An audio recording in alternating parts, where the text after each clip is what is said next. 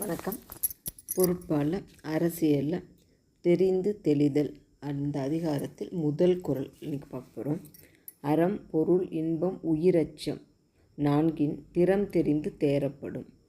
அறம் பொருள் இன்பம் உயிர் அச்சம் நான்கின் திறம் தெரிந்து தேரப்படும். முதலே பார்த்தோம், வழியறிதல், காலமறிதல், இடனறிதல் இதெல்லாம் முடிச்சுட்டு அந்த படை நடத்தி கொண்டு போவதற்கான அமைச்சர்கள், அந்த படை தலைவர்கள், சேனாதிபதி, ஓட்டுநர்கள், அந்த மாதிரி எல்லாரையும் நம்ம தேர்ந்தெடுக்கணும். அந்த தேர்ந்தெடுக்கும்போது அவர்கள் நம்பிக்கைக்குரியவர்களாக இருக்கணும்னு பார்த்தோம். அப்போது இதில் எதை அவங்கக்கிட்ட ஆராயணும் அப்படின்னு பார்க்குறாரு பாருங்கள். அறம், அவர் அறம் சார்ந்தவராக இருக்கணும். பொருளுக்கு மயங்காதவராக இருக்கணும். இன்பத்துக்கு அடிமையாகாதவராக இருக்கணும். உயிர் அச்சம், உயிரையும் பொருட்படுத்தாதவராக இருக்கிறோம். இந்த நான்கின் திறம், அந்த திறம் தெரிந்து அந்த நாளிலும் அவர்களுடைய மன இயல்பை அறிந்து அதன் பின் தேரப்படும்னா தெளிந்து அவர்களை தேர்ந்தெடுக்கப்படுவார்கள் அப்படின்னு சொல்கிறாரு. இப்போ இதில் இந்த 4 அப்படின்னு சொல்கிறாருங்களா, இந்த 4க்கு உபதை அப்படின்னு ஒரு வார்த்தையை இங்கே பரிமேலழகர் யூஸ் பண்ணுறாரு. உபதை அப்படின்ற வார்த்தை சோதனை, அவங்கள சோதிக்கிறது அப்படின்ற பொருள் வருது. அப்போ அற உபதை, பொருள் உபதை, இன்ப உபதை, இந்த 3ஐயும் நம்ம அவங்கக்கிட்ட சோதித்து பார்க்கணும்.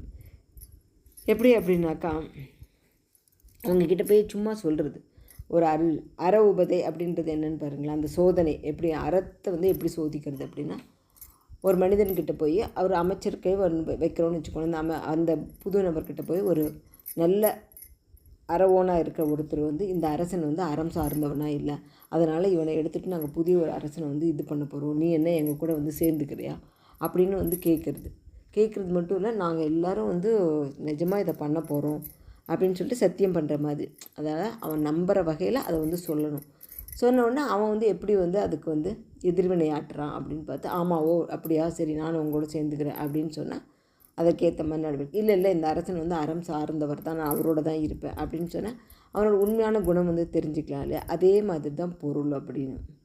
ஒரு படைத்தலைவன் அல்லது அவங்களோட சேர்ந்தவங்கள விட்டுட்டு அவங்கக்கிட்ட அவங்க சேனாதிபதி அந்த மாதிரி இருக்கிறவங்க அந்த மனிதன்கிட்ட போய் இந்த அரசன் ரொம்ப கஞ்சத்தனமாக இருக்கான், அதனால் அவன் சம்பாதிக்கிற பணத்தை நம்ம யாருக்கிட்டையும் பகிர்ந்து கொள்ள மாட்டேங்கிறான், அதனால் இவனுக்கு பதிலாக கொடையும் உரிமையும் கொண்ட ஒருவனை வைக்கலான்னு நினைக்கிறோம், அதுக்கு நீயும் கூட வரியா அப்படின்னு சொல்லி கேட்குறது. இது எல்லாமே அவன்கிட்ட அவன் நம்புகிற மாதிரி சொல்கிறது. அதே மாதிரி பார்த்திங்கனாக்கா, இன்னொன்று அது கடைசியில் இன்பம் அப்படின்னு ஒன்று வச்சுருக்காங்க இல்லையா. அதுக்கும் அரசன் அந்த அரண்மனையில் நிறைய பெண்கள் இருப்பாங்க இல்லையா அந்த காலத்துலலாம். அந்த பெண்கள் கிட்ட உங்களை கூப்பிடுறாங்க அப்படின்ற மாதிரி சொல்கிறது. அப்போது அவன் எவ்வளோ அந்த அரசனுக்கு உண்மையாக இருக்கான் அப்படின்னு தெரிஞ்சுக்கிறது. கடைசியில் பார்த்திங்கனாக்கா அந்த உயிர் அச்சம், அதுக்கும் ஒரு சோதனை வச்சுட்டு இந்த மாதிரி எல்லாம் பார்த்துட்டு அந்த எல்லாத்துலேயும் இந்த அரசன் நம்மளெல்லாம் இது பண்ண மாட்டேங்கிறான், அவன் நம்மளை கொன்றுவான், அவன் நம்மளை கொல்றதுக்கு முன்னாடி நாம் அவனை கொன்னுடணும் அப்படின்லாம் சொல்லி அவனை மனசை கலைக்க பார்க்குறது.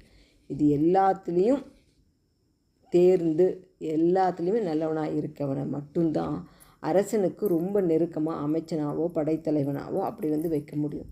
அதற்கு தான் இந்த 4லேயும் அவனை சோதித்து அந்த சோதனையில் வெற்றி பெற்றவனை தேர்ந்தெடுக்கணும் அப்படின்னு சொல்கிறார். சரிங்களா. அதனால் இந்த தெரிந்து தெளிதல் அப்படிங்கிறது எவ்வளோ முக்கியம்னு பாருங்கள். இது நம்ம ஒரு தனி மனித வியாபாரத்துக்கும் பொருந்தும். ஏன்னா நம்ம நம்பிக்கைக்கு உரியவர்கள் நமக்கு பக்கத்தில் இருக்கிறவங்கள நம்ம எல்லா விதத்துலேயும் சோதிச்சுட்டு தான் எடுக்கணும். ஏன்னா அவர்களை நம்பி நம்ம நிறைய காரியம் பண்ண போகிறோம். அதனால் சரிங்களா. அப்படின்னா வாழ்க்கை துணையை பற்றி பாருங்கள். ஆக ஒரு வாழ்க்கை துணையாக இருந்தாலும் சரி, ஒரு நிர்வாகத்தில் அந்த தலைவருக்கு அடுத்தபடியாக இருக்கின்ற நிலைமையில் ஆட்களை தேர்ந்தெடுப்பதாக இருந்தாலும் சரி, ரொம்ப கவனமாக இருக்கணும் அப்படிங்கிறத நாம் இந்த குறள்லேருந்து தெரிஞ்சுக்கிற விஷயம். இதுக்கு அடுத்தடுத்து வர குறள்களையும் இதை பற்றி இந்த மாதிரி நிறைய விஷயங்கள் சொல்ல போகிறாரு.